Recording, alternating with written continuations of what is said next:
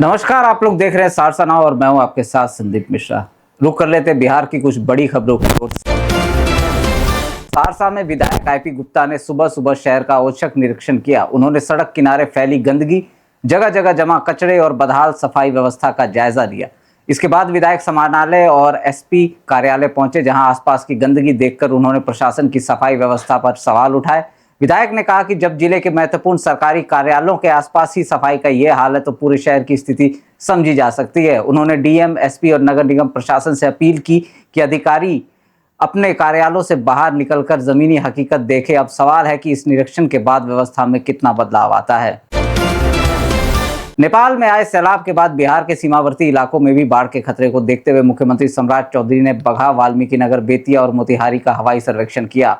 इस दौरान उन्होंने संभावित प्रभावों और बाढ़ से निपटने की तैयारियों का जायजा लिया। मुख्यमंत्री ने सुरक्षा, राहत और बचाव कार्यों को लेकर अधिकारियों को पूरी तत्परता से काम करने के निर्देश दिए। प्रभावित इलाकों में प्रशासन को एहतियाती कदम उठाने और जरूरत के मुताबिक राहत पहुंचाने को कहा गया। सरकार का कहना है कि बाढ़ प्रभावित क्षेत्रों में नागरिकों की सुरक्षा और हर संभव सहायता उपलब्ध कराना सर्वोच्च प्राथमिकता है। बिहार सरकार के मंत्री और हिंदुस्तान अवाम मोर्चा के नेता संतोष कुमार सुमन ने आरक्षण को लेकर बड़ा बयान दिया है। उन्होंने कहा है कि आरक्षण की समीक्षा होनी चाहिए, लेकिन इसे खत्म करने का सवाल ही नहीं है। सुमन के मुताबिक आरक्षण का लाभ वास्तविक जरूरतमंद और वंचित वर्गों तक पहुंचना चाहिए। उन्होंने SC/ST आरक्षण में उप वर्गीकरण को लेकर सुप्रीम कोर्ट के फैसले का समर्थन किया। उन्होंने कहा कि दलित समाज की कुछ जातियों को आरक्षण का ज्यादा लाभ मिला है, जबकि कई जातियां अभी भी पिछड़ी हुई है। ऐसे में आरक्षण के भीतर जरूरतमंद जातियों के लिए अलग हिस्से पर विचार जरूरी है। बिहार में होने वाले MLC चुनाव को लेकर जनसुराज के सूत्रधार प्रशांत किशोर ने बड़ा बयान दिया है। उन्होंने साफ कहा है कि उनकी पार्टी इस चुनाव में अपने उम्मीदवार उतारेगी और राजनीतिक दलों की तरह चुनाव की सामान्य तैयारियां पूरी की जाएंगी। प्रशांत किशोर के मुताबिक पार्टी स्तर पर उम्मीदवारों के चयन को लेकर प्रक्रिया चल रही है। उन्होंने बताया कि आने वाले 5 से 7 दिनों के भीतर पार्टी की ओर से उम्मीदवारों के नाम की घोषणा कर दी जाएगी।